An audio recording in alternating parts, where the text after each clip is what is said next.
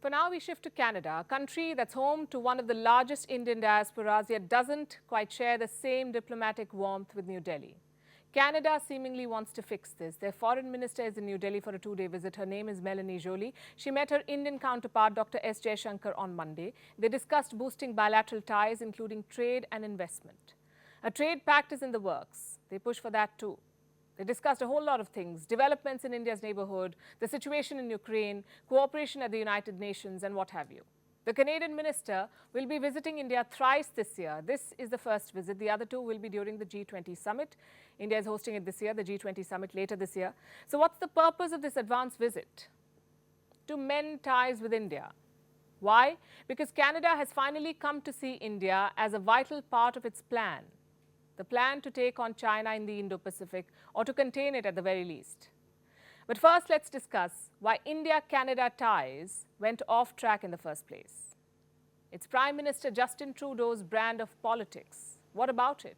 He came to power first in 2015. He's seen close to the Sikh community in Canada, so much so that he's also called Justin Singh Trudeau by some. Why is this problematic? Because he's been pandering to radical pro-Khalistan groups. For those who don't know, here's some context on the Khalistani radicals. They want to carve out a nation from the Sikh-dominated areas of the state of Punjab in India. In the 1970s and 80s, it was a violent separatist movement, a movement to divide India.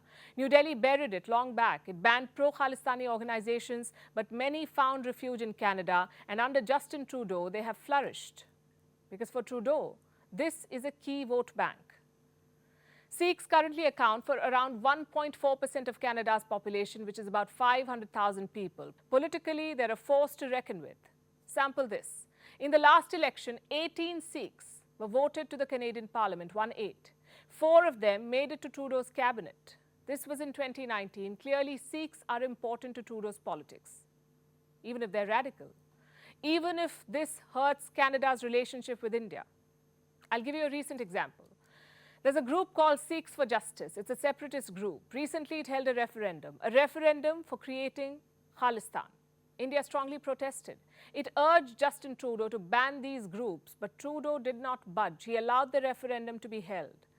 When a politically motivated farmers' agitation grew in India, the same Trudeau spoke up for them. It's another matter that his hypocrisy was called out in the way he dealt with a protest at home. But you get how his words and actions have soured this relationship. Anti-India incidents have been rising in Canada, so much so that in September last year, New Delhi had to issue an advisory to Indian citizens there. And who can forget Justin Trudeau's infamous trip to India? The year was 2018. Trudeau was given the cold shoulder by all top officials in New Delhi. When he landed in India, he was received by junior bureaucrats. It was contrary to protocol. He toured the nation with his family, dressed in Indian clothes, dancing to the beats of Bhangra, and he faced the ire of India for inviting a Khalistan separatist at a dinner reception. 5 years down the line, Canada under Trudeau has not really made amends. The pro-Khalistan radicals continue to have a free run on Canadian soil.